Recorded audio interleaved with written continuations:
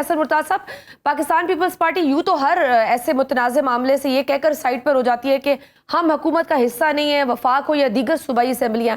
سر ایسے احتجاج تو ماضی میں بھی بے تحاشا ہوئے ہیں، یہاں تک کہ ہاتھا پائی بھی ہوئی ہے. ہم نے دیکھا ہے کس طرح سے یہاں ایک دوسرے کے لوٹے پھینکے گئے ہیں. تو کس طرح سے جسٹیفائی اس چیز کو کوئی نہیں کر رہا، مگر اچانک اب اس بنیاد پر اپوزیشن کے 26 ارکان کو اسمبلی سے نکال دینا، کیا پیپلز پارٹی اس عمل کی حمایت کرے گی؟ بہت شکریہ جی. شجیہ بڑا سینسٹیو معاملہ ہے، اور بچر صاحب نے جس طرح بات کی میں سمجھتا ہوں کہ ان کا بالکل یہ حق ہے. اپوزیشن لیڈر ہیں اور احتجاج سے بھی انہیں کوئی نہیں روک سکتا. چیزیں صرف یہ ہیں کہ احتجاج بڑا یا چھوٹا ہونے کی بات نہیں ہے، ہم چیزوں کو مکس کر رہے ہیں. اگر تو تحریک انصاف یہ سمجھتی ہے کہ ان کے ساتھ یہ زیادتی ہونے جا رہی ہے، تو میں تو اس چیز کو پہلے ہی کنڈیم کر چکا ہوں کہ یہ جو پریسیڈنٹ سیٹ ہونے جا رہا ہے، یہ تو کل کو کوئی اٹھے گا اور وہ کہے گا جی کہ اپوزیشن نے بدتمیزی کی ہے لہذا انہیں ڈی سیٹ کر دو، ان کو ڈسکوالیفائی کر دو. یہ مناسب نہیں ہے، یہ انتہائی اقدام ہے، یہ نہیں ہونا چاہیے. لیکن پارلیمان کے اندر پروٹیسٹ اس سے اونچی آواز میں کریں، اپنی سیٹوں پہ کھڑے ہو جائیں، سلوگن ریز کریں، نعرے بازی کریں، سارا کچھ کریں، لیکن جو پارلیمانی نارمز ہیں ان کا بھی تو خیال رکھا جائے. اب اگر آپ سی ایم آتی ہے اور سی ایم کے اوپر آپ اس طرح کے جملے کستے ہو جو ماضی میں محترمہ بینظیر بھٹو صاحبہ کے بارے میں بھی کہا جاتا رہا، یہی نون لیگ سے وہ آتی تھی، یہی نون لیگ کرتی تھی، یہ مناسب نہیں تھا. پیپلز پارٹی اس وقت بھی کہتی تھی کہ آپ غلط کرتے ہو، یہ نہیں ہونا چاہیے. ہم آج بھی کہہ رہے ہیں کہ تحریک انصاف کو اس قسم کی ذاتیات پہ سیاست نہیں کرنی چاہیے. اگر کوئی چور ثابت ہوتا ہے عدالت میں، وہ یقیناً ہو، آج آپ کسی کو چور کہیں، کل آپ کو کوئی چور کہے، تو ہم عوام کے اندر ہمارا امیج کیا بنتا جا رہا ہے؟ ہم جن کے ووٹ لے کے آتے ہیں، ہم ان کے ایشوز پہ کبھی ہم نے بات کی ہے؟ ہم بات ہی نہیں کرتے، ہم بات ہی وہاں سے شروع کرتے ہیں جہاں پہ وہ باہر بیٹھے ہوئے لوگ بھی کہتے ہیں کہ یہ غلط ہو رہا ہے. تو یہ ہمارا اعتماد ختم ہوتا جا رہا ہے لوگوں کا ہم پہ، یہ مناسب نہیں ہے. جہاں تک تعلق ہے املاک کو نقصان پہنچانے کا، جرمانے عائد کرنے کا، اس پہ جوڈیشل انکوائری ہونی چاہیے. اس پہ کوئی ایسا فورم ہم بنا لیں جس پہ ہم انکوائر کروا کے اگر واقعی کسی نے نقصان پہنچایا ہے املاک کو، اسمبلی کی املاک کو، جرمانے عائد کر دیں. اگر نہیں ہے، آج تو سارا ایویڈنس جو ہے وہ کیمرے کے اندر بند ہے. آپ سی سی ٹی وی فوٹیج نکالیں، دیکھیں کس نے کیا کیا ہے، اس کے مطابق اس کو ٹریٹ کیا جائے. لیکن ان ساری چیزوں کی سزا جو ہے نااہلی، وہ انتہائی اقدام ہے. پاکستان پیپلز پارٹی ایسے اقدام کی حمایت کبھی بھی نہیں کر سکتی. ہم ضرور ان کے حمایتی ہیں، اتحادی ہیں، ان کے ساتھ بیٹھے ہیں. ہم ان کے غلط کام کو غلط کہتے ہیں. ہم تحریک انصاف بھی اگر غلط کرے گی، ہم انہیں بھی ریکویسٹ کریں گے کہ آپ کوئی ایسی غیر پارلیمانی چیز نہ کریں جو آنے والے وقت میں ہمیں پر سب کو پریشان کریں. ہم سارے ایک ہی کمیونٹی سے ہمارا تعلق ہے. تو سر آرٹیکل 62 اور 63 کی بنیاد بنا کر یہ نہلیاں کی جا رہی ہیں، یہ تو وہی شکیہ ہے نا جس پہ تمام جماعتیں متفق رہیں کہ یہ آمریت اور غیر آئینی ہے. 62 63 چاہے آئین کا حصہ ہے، میں اس کو نہیں مانتا.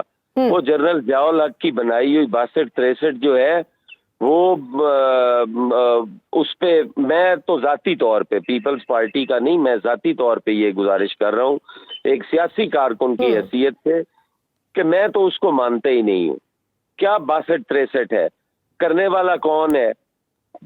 اس پہ 62 63 لگتی ہے نہیں لگتی، وہ کوئی میرے ایمان اعتقاد میرے کنڈکٹ کا کوئی فیصلہ کرے گا کہ 62 63 لگتی ہے نہیں لگتی. میں سمجھتا ہوں میں سیاسی کارکن ہوں، میں ایلیجیبل ہوں سیاست کرنے کے لیے، میں الیکشن لڑ سکتا ہوں. 62 63 کیا ہے؟ لیکن سر اسپیکر اسمبلی تو کہہ رہے ہیں جب تک آئین میں موجود ہے یہ 62 63، آلدو میں پرسنلی اس چیز کے خلاف ہوں، لیکن جب تک یہ موجود ہے میں اس کا استعمال کر سکتا ہوں. ملک احمد خان وہ تو کہہ رہے ہیں کہ میں جو بھی کر رہا ہوں میں آئین کے دائرے میں رہ کر کر رہا ہوں، کسی نے جانا ہے تو جائے میرے خلاف عدالت میں. یہ ہے کہ 62 63 واقعی ایک ڈکٹیٹرسی بنائی ہوئی ہے 62-63 पे भी ये पूरे नहीं उतरते. ये जो एहतजाज उधर हुआ है, बिल्कुल शाह साहब की बात से इत्तेफाक है. एथिक्स कमेटी हमारी असेंबली की बनी हुई है, वहां पे कोई इंक्वायरी करवा ले, वहां पे देख लें, वो वीडियोस पड़ी हैं. और देखिए पहली बात तो ये है कि 62-63 लगता किस टाइम है. देखिए इलेक्शन कमीशन का तो इस वक्त अख्तियार ही खत्म हो गया कि दोबारा हम इलेक्शन कमीशन के पास जाएं. इलेक्शन कमीशन जब इलेक्शन ट्रिब्यूनल बन जाते हैं, उसके बाद इलेक्शन कमीशन अगले इलेक्शन की तैयारी करता है.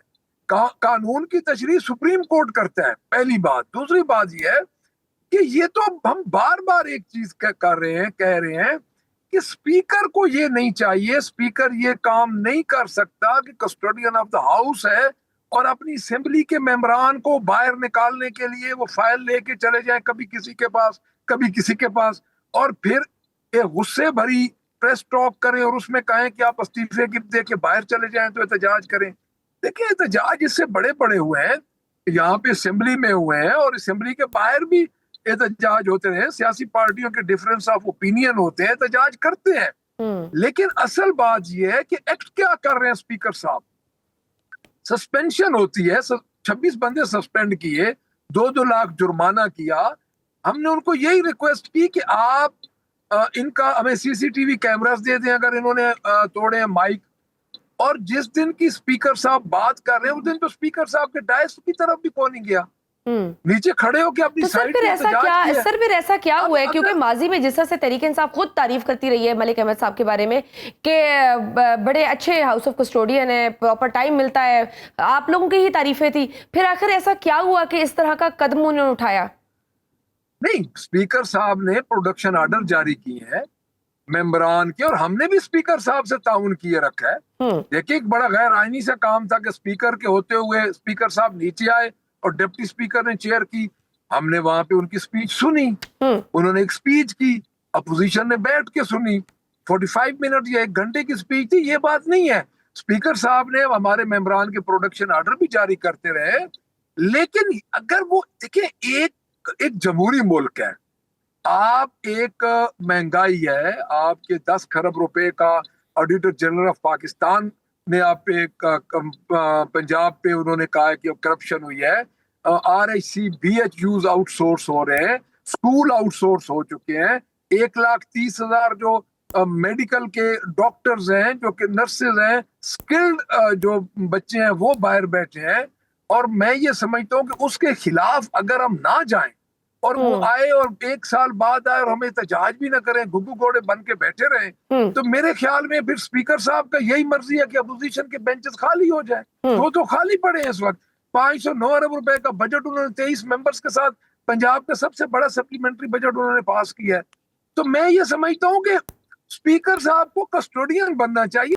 बाखबर रहिए हर जगह हर वक्त, और अभी सुनो न्यूज़ का YouTube चैनल सब्सक्राइब कीजिए, बेल आइकन पर क्लिक कीजिए और जानिए मुल्की और गैर मुल्की हालात व वाक़यात यकीन के साथ.